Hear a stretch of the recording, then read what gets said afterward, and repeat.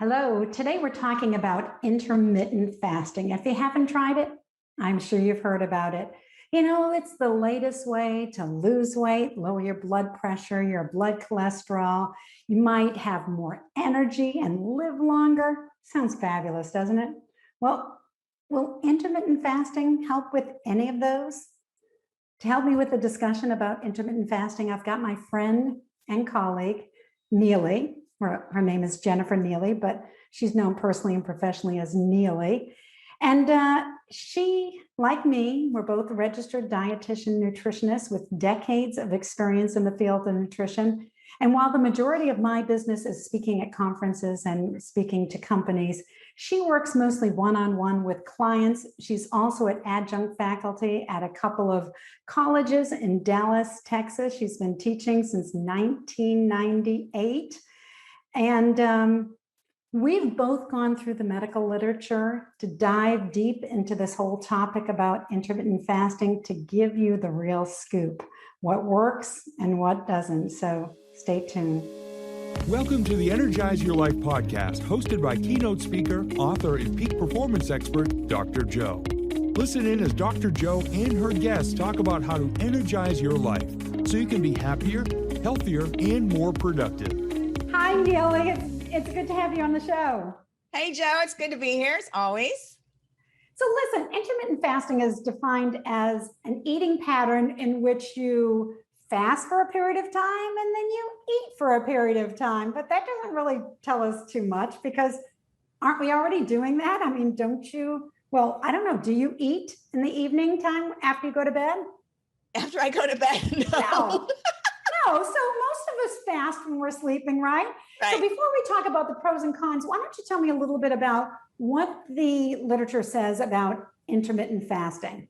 Yeah. So first of all, fasting is nothing new. It's been, we've been doing it for millennia, for, forever. But this intermittent fasting is, I think it's like taking fasting and just repackaging it and tying it up with a bow and making it sound all new and sexy and shiny when really it's just a different way to look at eating, a different way to really restrict calories. So basically there's kind of three categories of types of fasting. And one of them is what's like alternate day fasting, where you don't eat anything one day and then you eat the next unrestricted the next day. And then there's like a modified kind of a fast where it's not that you're not eating on a couple of days a week, but you're eating only 25% of your calories, maybe 400 to 500 calories on those days.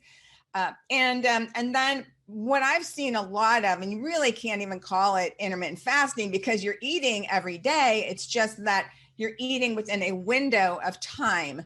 Very commonly like maybe eat for 8 hours and fast for 16 hours kind of a thing. Right. And before we get into that, there is another type of fasting, because I'm going to bring it up a little bit later. And that's that religious or spiritual fasting. Right. Because like during Ramadan, followers avoid eating from sunup to sundown. So they're having about 2 meals a day, right before the sun comes up, right after the sun goes down. And that happens once a year for a month.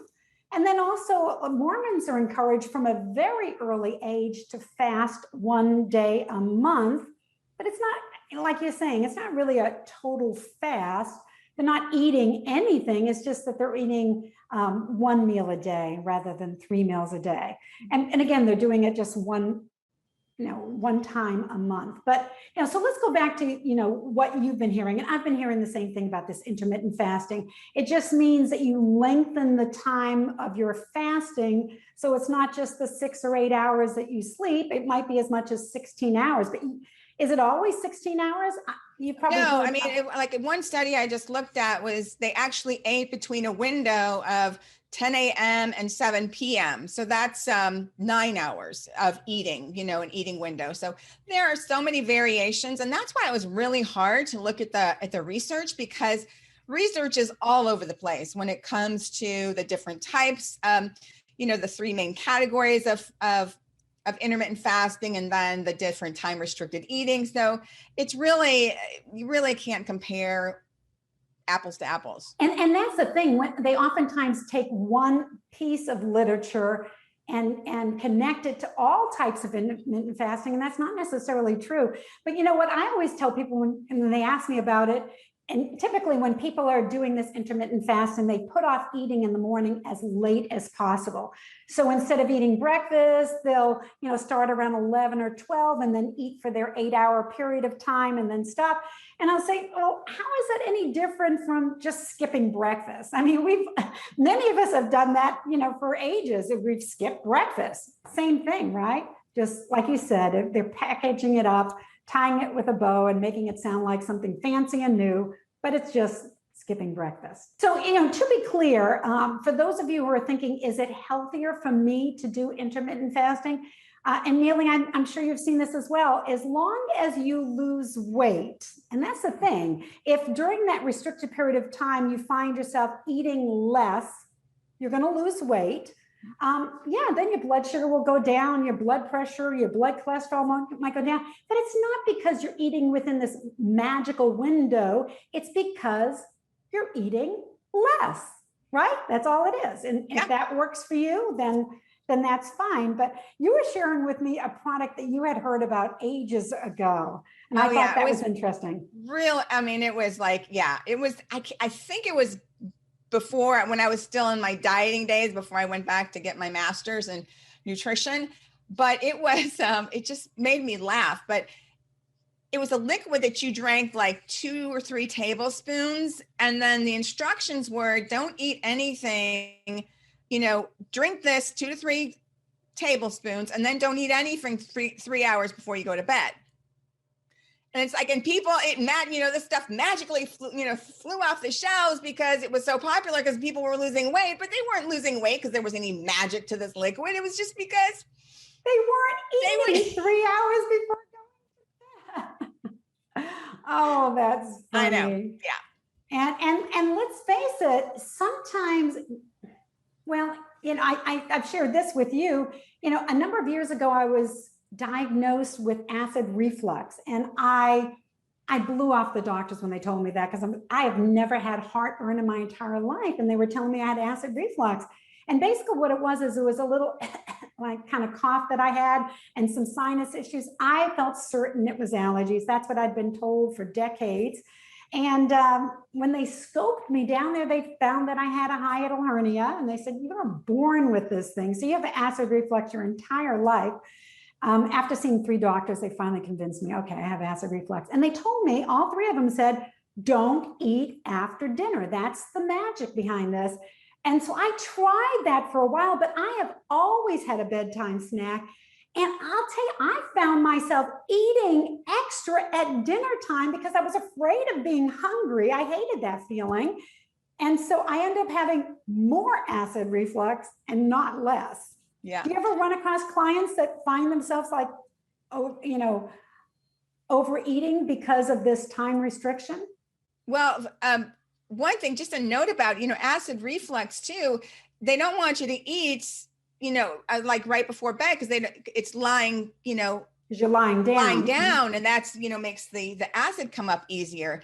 But I think what they're really, is kind of like a standard message that physicians may say, because to discourage people eating these huge meals late in the evening. I mean, probably the way you were, just eating a little bit of a snack, it's not the issue. It's just an issue when you have this huge meal at 8 or 9 o'clock. But yes. Yeah. And what I found out worked best for me is to not have it right before bedtime, which is what I used to do, and scoot it earlier to like 7 or 8 o'clock at night. So it still was plenty enough time for it to digest before I laid down flat in my bed.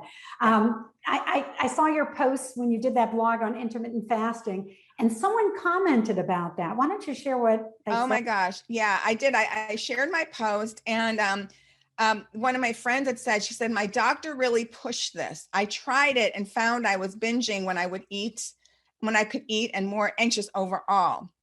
And she was told, her doctor told her, just keep trying. Crazy. It's like, that pisses me off. That just really pisses me off. I'm sorry, but that, it is so funny. But when you look at those surveys, when people get asked, Where do you get your nutrition information? It's incredible how many people get that from their physician when in fact you and I both know, because you now teach that basic nutrition class in colleges. That's what I did when I was an assistant professor as well and director of a dietetics program, is I taught that basic nutrition class, but I found out, and it's still true now, most doctors take one nutrition class, one. Yeah. And a registered dietitian nutritionist, as you know, because we're both one of those, most of us have a master's degree in nutrition. We have clinical experience. We have to, do our continuing education. So please don't ask your physician for diet advice. Ask your registered dietitian nutritionist. And that is, it's National Nutrition Month, Neily. It is. So yes, we're promoting the diet. We had our own day, 2 weeks ago? Yes. So obviously, if restricting the time that you eat helps you to lose weight, and you don't just, find that you're having this disordered eating, which that's what I would call it when people find themselves, overeating because they're afraid of, being hungry later on in the evening. I mean, if you can do that, that's fine. We'll talk about those 16 hours because there's nothing magical about that. But I think another important question is, can you sustain this long term? Because you and I have the same philosophy. We don't want to have a diet where we're thinking about food and what the rules and regulations are. We want to have a lifestyle that's natural so we can get on with the rest of our life and be healthy without focusing on food to the nth degree, right? Right. Absolutely. I think, as my philosophy is, it's the diet you don't know you're on. And is this nutrition you can live with? Can you see yourself doing this?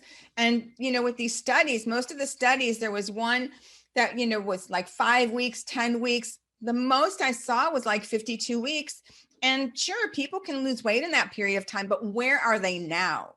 Have they kept that? If they did lose weight, have they kept that weight off? And actually, I was looking at a study just the other day in which they asked them, do you plan on continuing? And yeah, most people are like, no, I'd rather be on a calorie restricted diet, which means you just kind of watch the calories whichever way works best for you, rather than this time restricted eating. So, right. Yeah. So I don't think long-term it really works. So I love that. Yeah. Well, I think, when I did my, my video and my blog, it was, basically two pros to it. And that was, one, that people will lose weight, but it's not the magic of the time restricted. It's that's just because they're not eating as much. And then also that, intermittent fasting doesn't tell you what to eat. So it's not restricting and putting things into good and bad categories. It's just when you're eating. But that to me is not freedom with food. No, it isn't. And before we talk about that, because I do want to focus on, how do people get back in touch with their hunger. But I do want to say that there are some health benefits to not eating during the evening and having a fast. And I would encourage most people to shut down the kitchen a couple of hours at least before you go to bed, simply because, you look at the statistics, 2/3 of all adults are overweight. So we probably don't need those calories right before we go to bed. Plus, a lot of people suffering, like myself, with acid reflux. Again, we probably shouldn't be eating a couple hours before we go to bed. Plus the whole body of research that says we are not nocturnal creatures. In other words, rats, they do best when they are up and about in the evening and through the night. We do best when we are up and about during the day and not eating when the sun goes down, basically, right? Because our body can't digest and metabolize food in the same way. We tend to, with the same amount of food, when we eat it at night, tend to have higher blood sugars, high cholesterol, high blood pressure than if we ate the same amount during the daytime hours. But what about the 16 hours? I mean, I'm kind of curious. I would say that I probably fast every evening. And again, not because I'm on intermittent fasting, but I stop eating around 7:30, and I wake up in the morning. I've got to have breakfast right away.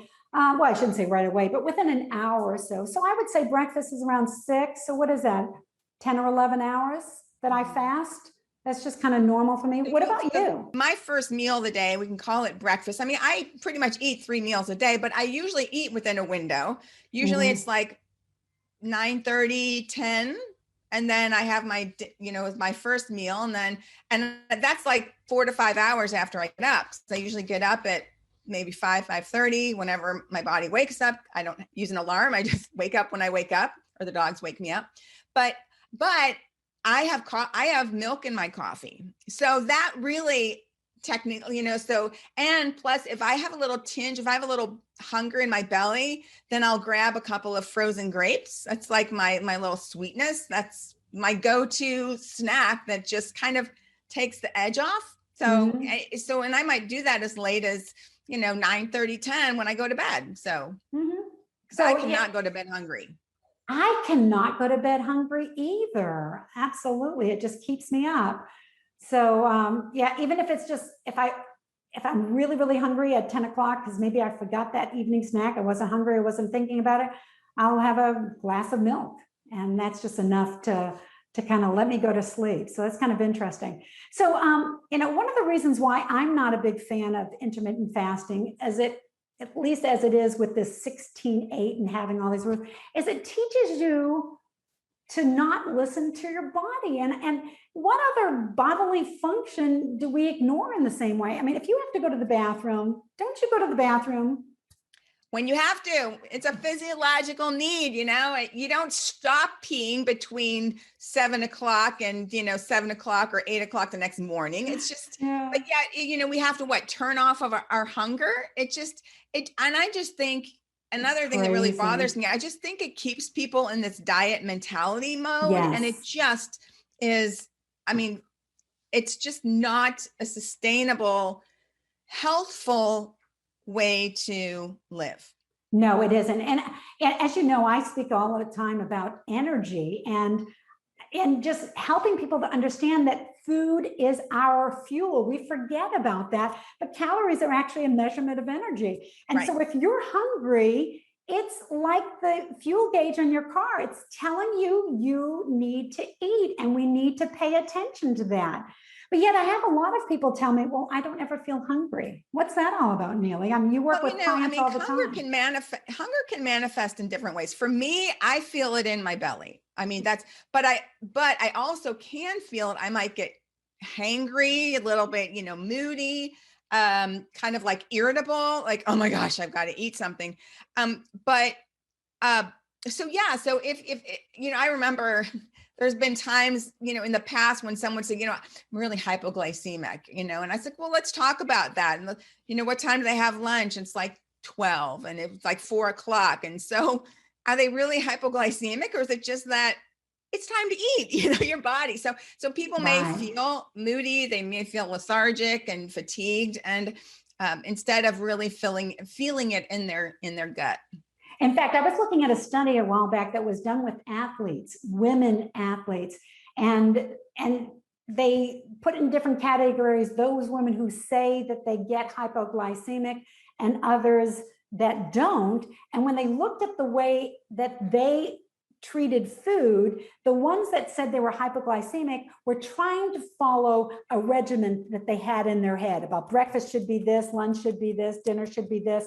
Whereas people who didn't say that they were hypoglycemic were the ones that were eating according to their hunger. And, you talked about pyramids versus rectangles. Why don't you share that story with us? Yeah, I think some people, like if they're trying to lose weight, for example, it's like, okay, they're not going to have much breakfast, or, skip breakfast, or have like a little teeny weeny breakfast. Then they'll have some lunch, or maybe eat through lunch. But then from 4 o'clock on, it's just like all this food. Big. So you're eating like, a pyramid versus if you could eat like a rectangle and eat more consistently throughout the day. I just think that that's a better way to, and getting a good combination of your macros, your protein, carb, and fat with each of those 3 meals. So. Yes. And in one of the other podcasts, we talked about the importance of having protein at every meal, because that helps us to feel, like we have satiety. It does. Yeah. Fullness. Right. Yeah. And, another thing that came up with this intermittent fasting, people talk about how it will help you to live longer. And, most of the studies were not done with human beings, correct?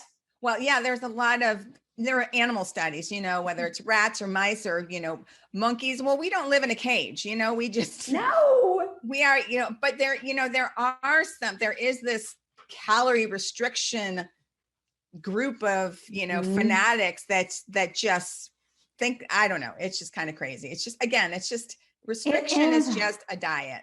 Well, and you know what? I think it does help for us to keep our weight down for certain. But a lot of times when they draw any of their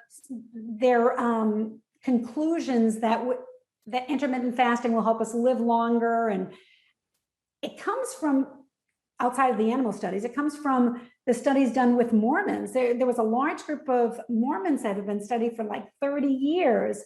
And there's like 34,000 of these individuals. And you know what? They did live years longer than their counterparts who were not Mormons. And they attributed the benefits to the fact that they fast once a month, which means that they skip 2 meals. They eat 1 meal a day. But when you look at them, they're not equal subjects. In other words, the people following this approach also had a healthier body weight. They exercised more. They abstained from nicotine and alcohol. And so, you have to say, well, is it really because they intermittently fast, or is it because they live a healthier life? And well, that's, you bring up an excellent point. There's actually, I think we've talked about like the blue zones and like the Seventh-day Adventists, in Loma Linda, California is one of those blue zones. And it's not just, and it's not exercise. It's physical, it's movement throughout the day, but there's, Okinawa, Japan, and there's a place in Italy and Costa Rica. So, and these people live, they're the largest percentage of octogenarians or centenarians, whatever that word is, 100-year-olds. But they have a purpose in life. Community is very important. So how much is that community involvement? It's, and it's, right. And eating and like the Japanese, they call, there's a name for it. And I'm not going to even say the word, but it's like they eat till they're like 80% full. That's just kind of a natural thing that they do. So. Yes. And I know you work with clients all the time to help them to get in touch with their body. So before I give like the overall summary, why don't you share with us, for those people who want to get in touch with you, how they can reach you? Sure. Yeah. So you deal mostly with, you do a lot of speaking and so forth. And where I do a lot of one-on-one individual coaching, mostly women over 40 or peri or postmenopausal women. And I have a couple of different programs, but we work virtually, and I've been virtual before. It was really cool to be virtual before, pre-pandemic. But I always knew you were cool, Neily. I know. Yeah. But everything is on my website. I've got a YouTube channel with well over 100 videos and a blog, but it's Neily on Nutrition.com. And that's Neily, Neily on Nutrition.com. And I offer a complimentary session so people can schedule an appointment and we can talk about, what their particular needs are. And if, my approach is going to be helpful. Good. All right. So the bottom line to our discussion, for those of you who kind of want it like a summary, is, well, can you lose weight on intermittent fasting? Absolutely. But the weight loss is not going to be any different than if you controlled your calories in some other way. So don't feel like you have to time restrict your eating. It will help you to lower your blood cholesterol, your blood glucose. Absolutely. Again, because you're losing weight, not because you're eating within this magical window. Because I talk about energy, will it give you more energy? And, if you're losing weight, people that are carrying around 20, 30, 40 pounds, of course, if you lose some of that, you're going to feel more energized. But it's not really because of the fast itself. It's because you're losing weight. And there are so many other ways to maintain a healthy weight. I got into the field of nutrition because of my own eating disorder. It was all over the place. And listening to your body is really the simplest way to not have to ever be on a diet. So there's nothing magical about fasting for 16 hours. Yes, a nightly fast is important, but whether that's 8 or 10 or 12 or 14 hours, it's really whatever works for you. And it's like Neily says, it's really about, trying to figure out what is best for you. And that's where she comes in. So I want to thank you very much, Neily, for contributing to this conversation. And we'll talk to you again soon. All right. Thanks, Joe. Bye.